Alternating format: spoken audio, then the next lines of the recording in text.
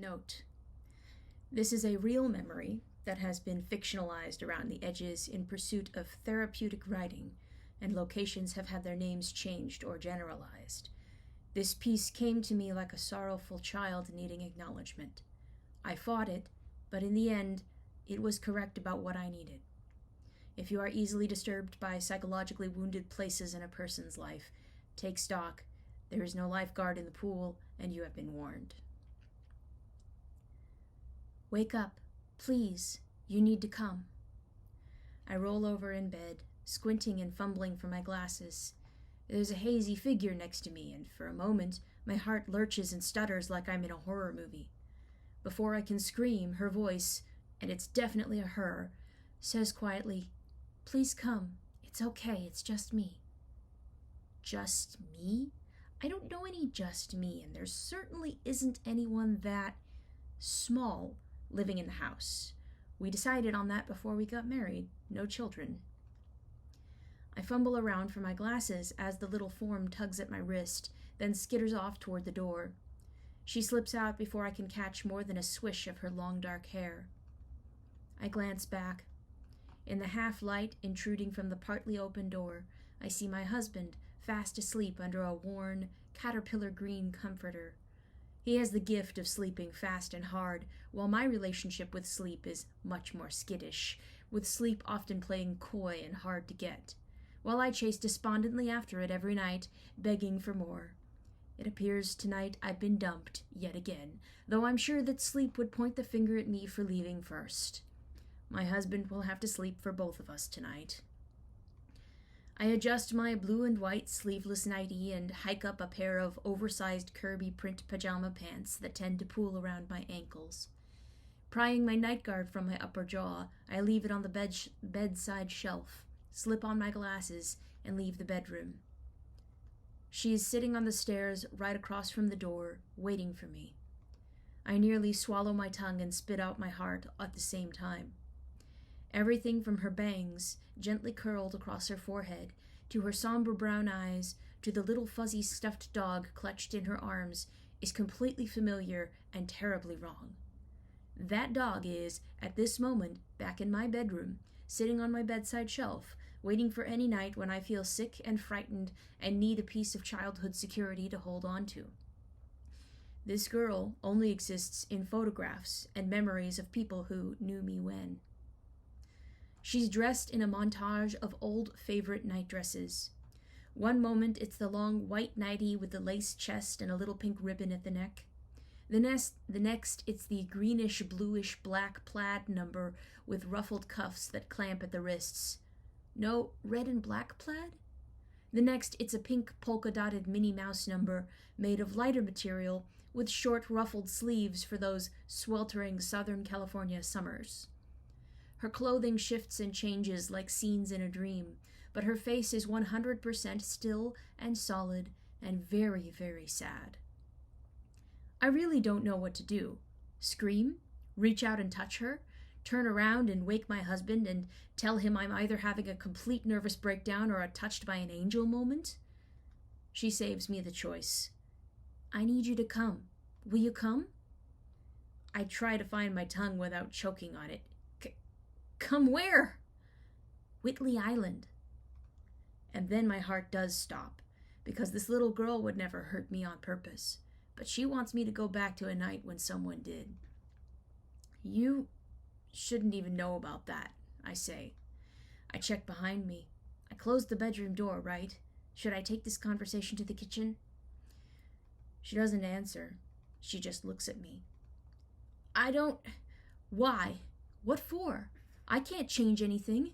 This is some Ghost of Christmas Past stuff. I don't need to look at it again. I wrote it out. There's heat in my voice. I try to keep it low because it's not her fault, but she poked this wound and it's hard. I wrote it out, again and again. Ever heard the song Engine Driver? I've written pages upon pages trying to rid you from my bones. I did that.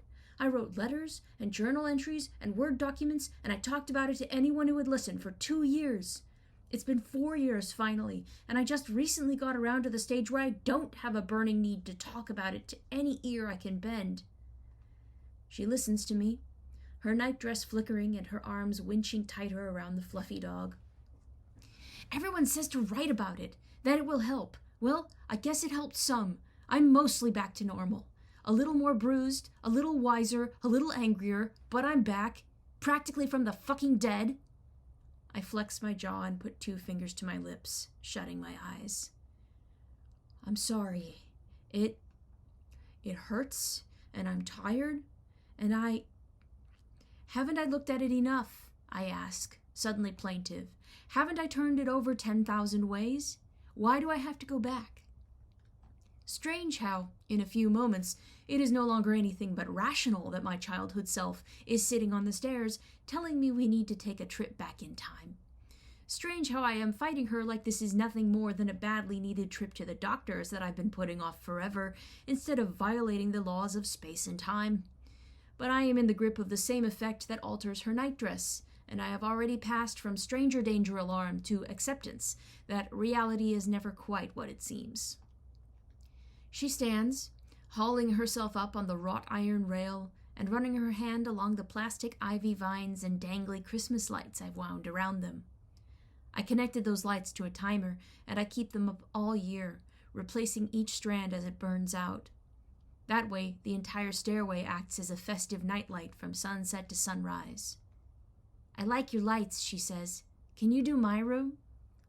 I can't help but smile at her, and she smiles back. We both know that's just a child's wish, the kind you say because you're wistful enough to ask, but know you won't get your way. Not yet. You gotta come 'cause she needs you, she finally answers. She's stuck there in the dark, alone, trying to say all the right things, but there's nobody there to say the things she needs. I shut my eyes again, pressing my lips together. I never really think about her, because I'm always thinking about the person sitting next to her, the person who used to be called best friend. But her? No, I don't think about her. Thinking about her hurts worse than thinking about best friend, because it seems like best friend could have ever only acted one way, while there were 100,000 things she could have done differently to change things, to save it all, to make it hurt less, to stand up for herself. Please, she's scared and alone. Her little hand is on mine, and she looks up with all the responsibility of an oldest child who still doesn't know how to sister properly. You have things to say. The community of me across time would have had to send this one, the little me. The others would know how hard it is to move me on behalf of a self that should have known better. I say, a bit stiffly, "It'll be cold. Let me get my hoodie." I turn and make my way around the base of the stairs, through the kitchen and to the back door, where I keep a blue felt Eeyore hoodie that my middle sister gave me a year ago. I don that, then jam my feet into a pair of deer foam red yarn slippers lined with faux fur, and shuffle back, half tripping on the pooling pajama pants. She's gone. Where she sat, there's a pair of rental car keys laid on the stair step. Trying to swallow my heart back into its anatomically proper place, I lean over and take the car keys. When I straighten up, I am sitting in the back seat of a boxy little van. I am in a port city in Washington, with all that state's attendant chilly drizzle, and I am not alone. There are 2 people in the front, and I recognize both of them, with entirely different reactions. A nearly 30-year-old Dusty is sitting in the driver's seat, jacket bundled against the January cold of an already frigid city, and there is still a small smile on her face. It's small because there's enough newness in driving the first rental car she's ever put in her own name, in a city where she's never driven, to keep her alert to the road. Focus is required, though to have focus while she's driving, music or conversation is a necessity. The radio is on so she doesn't slip the bonds of reality and zone out, distracted by a writing scenario she hopes to put together or a movie scene that was particularly compelling. Still, there's a smile there, which means things haven't gone to hell yet. She's proud of herself. She's doing a great thing. Not only did she adult properly by renting a car and figuring out how to drive this city's confusing roads. This city was designed by 2 people who hated each other, remarked her best friend. but she's here to help. This is her best friend's last week in the city. Best friend is moving to another state, fleeing an emotionally abusive husband, and there are all manner of loose ends to tie up. There are the last few boxes to ship, goodbyes to be said, and final therapy sessions to attend. Dusty has come from another state, volunteering emotional support and chauffeur services all the way up to the airplane departure gate. She imagines it will be difficult, but also full of good conversation, good bonding, and sleepovers with hot chocolate and movies. She'll be able to ease her best friend's transition and prove that she's a worthwhile friend and human being to them both. They are staying together at Whitley Island, a little rock off the coast that you can only reach via ferry. A friend who lives there offered her guest home as haven to the both of them during this last week.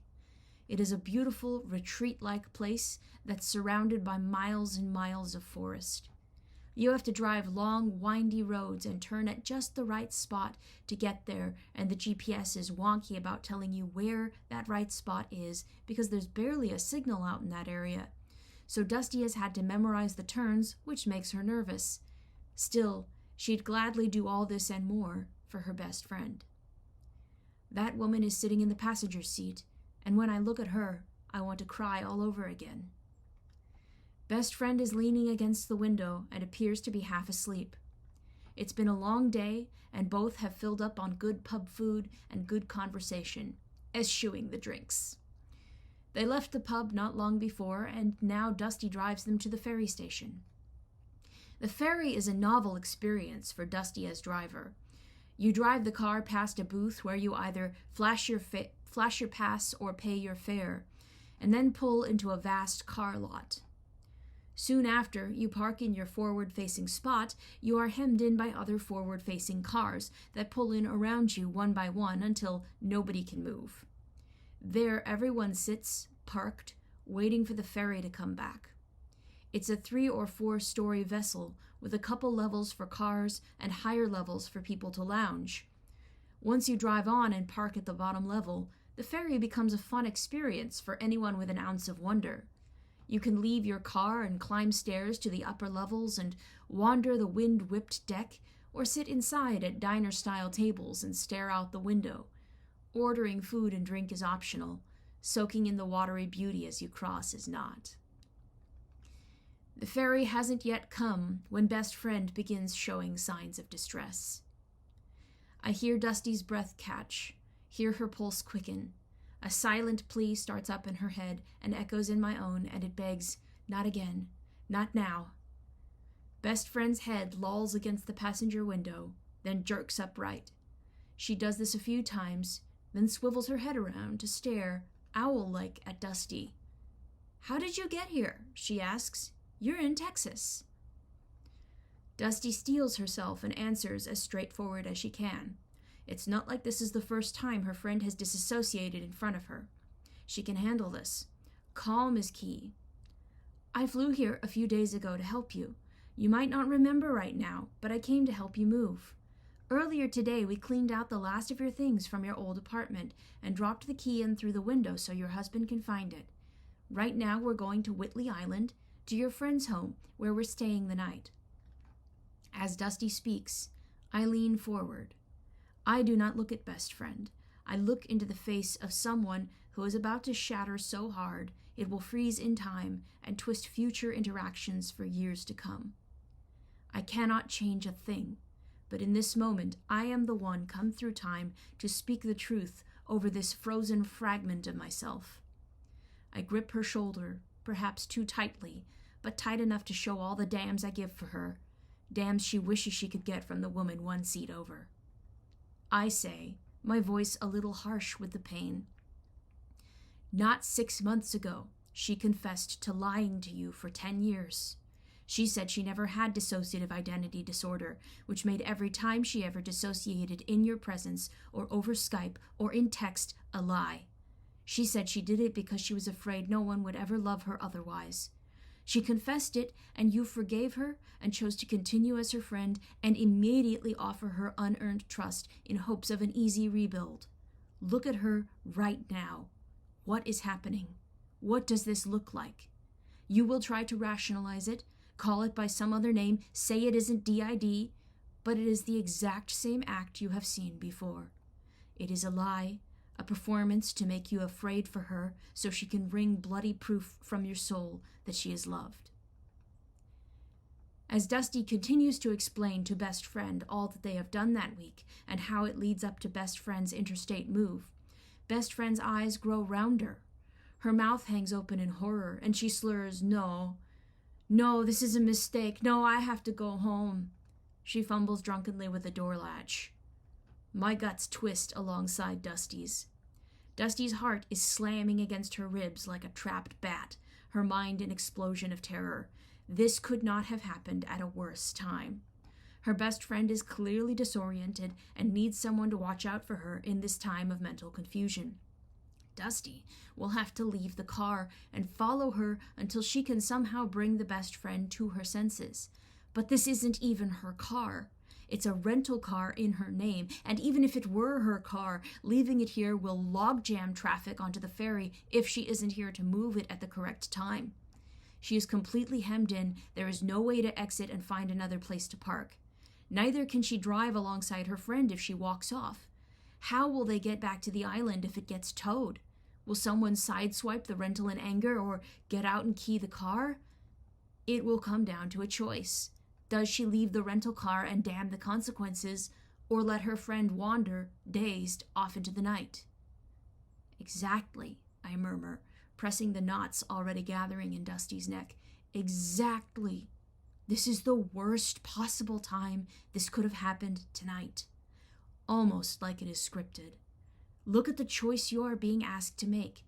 You are being asked, how important am I?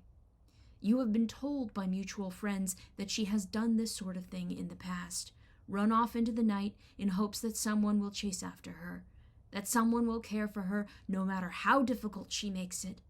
Look at this for what it is. Look at her for who she is, not who you want her to be. It is worse. This is not merely letting best friend wander off into the night. Dusty believes her friend is perpetually on the edge of suicide and has tried to pull her back from that void with all her strength for years. With every fiber in her body, Dusty is sure that her friend leaving this car is not just a harmless, confused wandering, but that it will end in best friend's suicide, if someone doesn't assault her first. She is sure that best friend's life is in her hands, no less than if she were clutching her friend's wrists to drag her up over the edge of a cliff. Before man and God, blood will be on Dusty's hands if she does not act. She must be her sister's keeper. Dusty's mouth opens in a torrent of words, and I grieve for my younger self, whose gift is not encouragement in the spoken word, but tales in the written word, drawn out over weeks and months of carefully woven storytelling. Heedless, she jams words together, hoping some combination of them will stop the catastrophe unfolding in the car. She tries to hold the door shut by sheer force of will, begging and crying, telling her best friend how scared she is and that she needs her friend to stay in the car. She talks about how bad it will be for her if best friend walks out into the night, bearing her need and vulnerability in hopes that it will keep her friend in her seat or break through the confusion. Some part of the best friend wants to protect her, right? If she can reach that part by being someone who needs protecting, then she can keep the worst from happening. Her best friend's attempts at the door handle subside. Dusty seems to have broken through, but it is temporary. Best friend forgets within a few moments and tries the door handle again, claiming that she needs to go home. Dusty knows that is impossible. They don't even have the key to her best friend's apartment anymore. So she hyperventilates like a squirrel after a hawk alarm is called and hurls fistfuls of words at the situation, hoping to diffuse it again. She repeats the cycle several times, praying that they can just make it onto the ferry. If they can make it onto the ferry, then even if the best friend leaves the car, so can Dusty, and they will have a short window of time to process this situation in a different setting. An eternity later, the blessed ferry comes, and all the cars load on in 2s and 3s. Not another soul knows what is happening inside the boxy little rental. Her friend seems to have fallen into a fitful sleep. Dusty should feel grateful, but instead her soul feels pinched and frozen. She has passed the first hurdle of the night, but she will still need to get her friend from the car into the house and then hopefully into bed. If her friend can just sleep for the night, it may reset the muddling that was just triggered by God knows what. I smooth stray, frizzy hairs back from Dusty's face, kissing her throbbing temple. If only she looked out for your heart half so much, this night would never have happened. She has told you so carefully that suicide would not be her own choice, but would be a result of being abandoned and alone, that by now you believe suicide is practically a forcing of her hand by others. She dresses up blaming others for this choice in beautiful words, because she has a God-given gift with words and persuasion that she constantly misuses, and you dare not believe she would ever hurt you on purpose for any reason. You dare not believe she would ever lie to you again, even though she lied to you for 10 years. You have let her lay the burden of her entire life on your shoulders, and this isn't even the first time. I am angry with Dusty, angry that she does not see it, refuses to do anything but absorb all the blame into herself like a sponge sucking up a rancid spill, but I haven't the heart to yell. She is terrified of having her map of reality torn from her hands and being cast adrift, and that day is coming. It is just over a month away when the house of cards that is this friendship will fall for good. Even so, tonight is worse than that day, because tonight she's in unfamiliar territory and there's no one else to turn to. And Dusty's soul is screaming underneath that rictus of a face. And I carefully wrap my arms around a body wound so tight it might snap if I squeeze too hard. I'm so sorry. There is no water watching tonight. There is no clambering out to explore the ferry, no quick trip to the bathroom. There is only white-knuckled steering wheel gripping and desperate silent prayers from the driver's seat. It is possible Dusty has never felt this alone in her life. When Dusty pulls the car off the ferry, she has to face the windy road. Night on Whitley Island is naturally dark, devoid of any light pollution that might prove helpful to drivers deprived of GPS. Dusty has to watch the turns carefully and count the offshoots from the road, passing miles of trees and the occasional cow-dotted field. Her thoughts are so fragmented that she can barely pray. She seizes on a passage ingrained enough that she can never forget it, the 23rd Psalm, and begins praying it aloud. She keeps her voice low so she does not wake her friend as she repeats the phrases. She gasps her way through, "Though I walk through the valley of the shadow of death, I will fear no evil, for you are with me. Your rod and your staff, they comfort me." Again, again, again. She says the stanza like it is a charm, a ward. She is witless with terror and has no understanding of how to banish the evil that has corrupted her night and set things right. She hopes that God will hear her feeble recitation and understand that she is sending up the strongest SOS she can. I do not look at best friend. I know that she still appears asleep because Dusty keeps looking to see if she has woken up. I will not acknowledge her as I whisper to Dusty, "I have no proof, and you will never know for sure, but she may not even be asleep. Understand this, that if she is awake, she rejoices to hear you. Her own heart sings and soars because she is seeing proof that someone cares for her. Your distress is what she seeks. In a dozen variations and guises, she has repeated this moment with you throughout the last 4 years. She fills the void in herself at the cost of your sanity and soul." Trembling, Dusty turns in at the correct driveway, drives the car down the mile or so to the guest house, and parks. Taking a moment or two to breathe, she pulls the keys out and pockets them. She exits the car, then circles around front to wake her friend. She makes a brief mental note to hide all the knives in the kitchen so that her friend cannot hurt herself with them while she isn't looking. The evening blurs. I cannot remember, properly, if that is all that happened that night. I remember that eventually, best friend is led to bed. I remember that eventually, Dusty collapses in a room on the other side of the house, onto the comfortable guest couch she has made up to sleep in. She desperately wants to call her husband, but the signal out here is so bad that it isn't possible.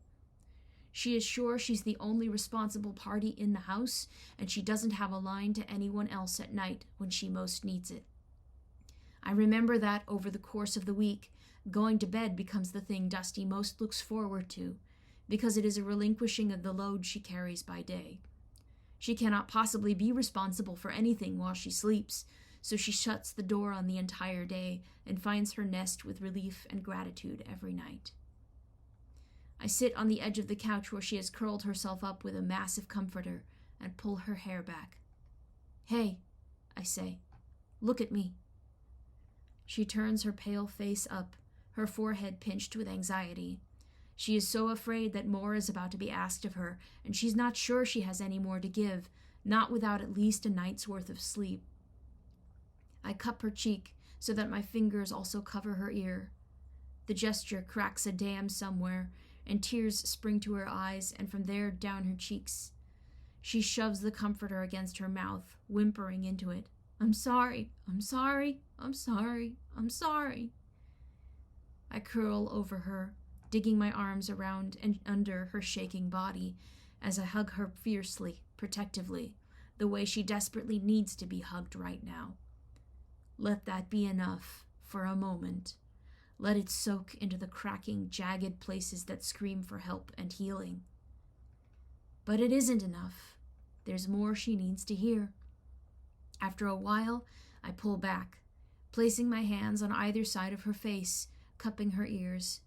She grips my wrists like she's afraid I'll vanish. "There are some things I need to tell you," I say softly, "about your time here. This is not the only night she will do something like this, though it is the worst." Her face crumples. It hurts, but I continue. "One night, she will seem disoriented while you are both here in the house, and will talk about wandering out into the night. She keeps trying the handle at the back door. You will do what you did tonight, begging and pleading and crying for her to stay, and she does. Another night she will seem to be in so much physical pain from the chronic degenerative disease she told you she has, that she looks for knives to cut herself with. She has told you in the past that if she can trip the pain gate with a worse but temporary pain, it will stop the chronic pain for a while. You have hidden the knives, but you..." And here I pause, my thumbs stroking her cheeks gently. "Dear little girl, you forgot the kitchen scissors." Her eyes widen. "I didn't think..." "I know. You didn't think they were a problem. When she can't find the knives, she will take the scissors. You will wonder if you should overpower her and take them because you are strong enough to do so, but you fear irreparably damaging the friendship. You tell her that you will let her trip the pain gate, but that you will be standing there as she hurts herself, watching to make sure she doesn't slice too deep or hit an artery. She appears to be in too much pain to even answer in words, but she nods her understanding. She presses the closed tip of the scissors into her flesh, and it looks like she is doing it as hard as she can, but Dusty, Dusty, Dusty." I bend over her again, forehead to forehead. "She never even broke skin. To trip any kind of pain gate, she would have to do something as drastic as breaking a bone. It is another act." Understanding crashes over her like a tidal wave, wrecking everything in its path. It is not the disturbing act itself that wounds.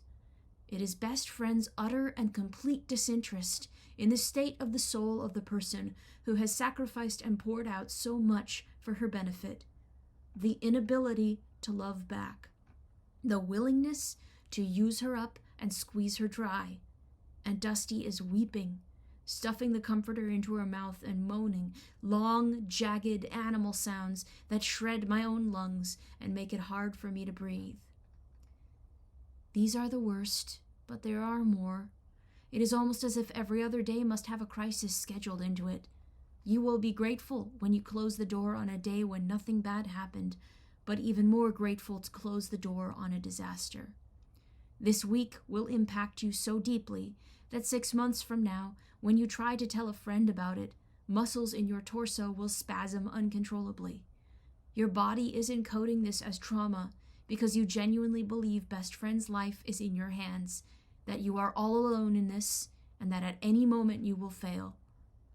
I hesitate, then say as gently as I can, there is a very real chance that she never needed rescuing from her husband. If anyone needed rescuing, it might very well have been him. The horror in her eyes is unbearable. I understand it. I know it. She has lashed out at the man a few times, even tried to educate him about his wife's supposed suffering over the years. Now the context of her words and actions inverts with a sickening lurch. I'm trying so hard, Dusty sobs. I don't understand. If I can just get her on the plane to her new home, she'll be okay, right? I know you believe that. I know you hope for that. But 4 or 5 months after she moves there, you will learn she has moved right back here. Dusty gives a cry like she's been shot, curling around her abdomen. Her entire trip here, all this time, effort, and love she's giving, all the horrible nights she's suffering, will be for absolutely nothing. I hold my tongue and let her grieve the damned sea out. There is nothing either of us can do to change what will happen. She will play this cursed game of relationship Jenga another month, moving with care and precision, begging the tower not to fall over on her turn, perpetually shocked and horrified when it does, and scrambling to rebuild it before the other player storms off forever. But a month from now, she will be the one who leaves the table, and on that day she will not be alone. She needs to know what she will find inside herself when the debris settles, and who will be at her side every step of the way. I have thought about this for years, I say to her, holding out a tissue box, and the kindest conclusion I can come to is that she does not know how to love. Because of that, she cannot love you. She only does what she feels she must to survive. She perpetuates her own hell and inflicts it on everyone around her. She takes a fistful of tissues and pitifully honks her nose into them. I wait until she is done. Then I continue. Which is why I'd like you to come with me for a little bit. She lifts bloodshot eyes, overflowing with confusion and loss. I need you to trust me on this. There are 2 things you need to see. The moment she takes my hand, I am home. I am standing inside by the front door of our house in Texas, in the dead of night, in pajama pants that need a good yank upwards. And this entire night is immediately worth it for the look of wonder in her eyes. She has only been in this house a year herself, and the changes she has made are minimal. Well over half the issues that need urgent repair are still before her, and she hasn't even begun considering painting the walls herself. Gently, tenderly, I take her by the arm and walk her around our house to show her the work of 4 years. We fixed that leak in the dining room, I say, and most of the downstairs is bright yellow now. See how we covered that one wall in Fejka leaf panels and little birds? We kept the ivy and the hanging birds and butterflies too, once the walls were painted. The downstairs windows don't leak anymore, and we finally got all the sliding glass doors replaced with ones that seal properly. I take her up the corkscrew staircase that she has recently finished painting to look like mossy stone steps, and then over to the guest bedroom. I let her walk in, and she claps her hands together like a child, the grief evaporating for a few precious minutes. The entire room has been painted a base black with blue and purple galaxy swirls and countless stars, wall to wall, floor to ceiling. A friend's intricate Lego spaceships are hung or displayed tastefully throughout the room. We call it the Star Room, I tell her. It's one of the last we painted. Our youngest sister and mom helped me. I do not say that painting the room best friend slept in the last time I ever saw her helped me erase any trace that she set foot in this house.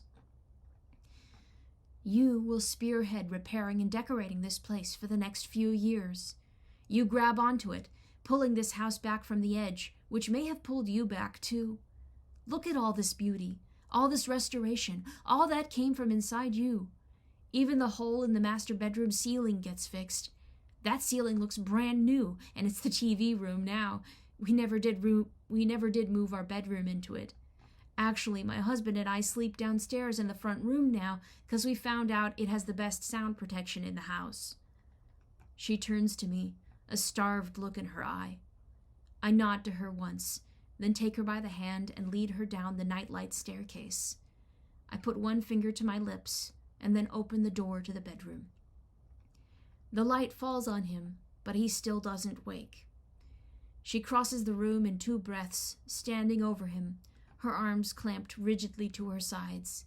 She needs him so badly I can nearly taste the despair. I glide over next to her and loop an arm around her waist. I whisper the final thing she needs to hear into her ear. In a month, it comes to a head. She visits for your joint birthday, and it all goes to hell again. But this time you're not alone. He's there. He's watching and listening, and he sees you being crushed yet again, and he says no, not this time, and not ever again. He begs you to let him send her away, and you almost can't let it happen. But then, you realize it's less frightening to consider suicide than to think of facing her one more time, and you let go. He will not stand for what she is doing to you, and with all the calm civility in the world, he tells her to pack her bags, buys her a same-day plane ticket, and drives her to the airport and out of your life. She crumbles into my arms, and I grip her firmly, propping her up. Look long and hard. Memorize it. Hold on to this. This is what love looks like. This is what someone who treasures your heart does. He listens to you every time you have to talk about it, even if it's the 40th time, and he reminds you of the truth you can't see. He helps you rewrite your map of reality. He wraps his arms around you and never uses love as a weapon against you. He shows you every day that he loves you. He does not fly into a rage or collapse into despair if you say the wrong thing. He listens for the best interpretation of what you're trying to say, not the worst. He does not punish your heart for reasons you can barely understand. He does not demand of you things you do not have to give, only asks that you give him your love and devotion in return. Don't stay on Whitley Island, reliving that terrible drive with someone who can't love you. Release it to rest in the past. Come home. Can we forgive her? She asks brokenly. I blow a slow breath through my lips. It takes time, but I think we can. Some of the time. Recently, we were able to look at her memory with compassion and pray for her in that light. That was a long time coming. She shudders through her next breath. Can we forgive me? I pull her head close and she rests it on my shoulder. We are doing our best, I say, and that's all we can ever do. But we sent me out after you, so I'd say that's a yes. Between one breath and the next, she is gone. I am standing alone next to my sleeping husband. I watch him for a little while, thinking through the events of the evening. This is going to be one interesting conversation with him come morning, that's for sure. And just like that, I'm swept off my feet by the need to be close to him. I cross the room just long enough to shut the door and plunge the room back into darkness. I lift the caterpillar green comforter and slip in behind him. Half asleep, he shifts over to accommodate me. I press my face between his shoulder blades as he resettles in place and plunges back into the depths. I breathe in deep, slipping into a state of comfort and gentle joy. I am home.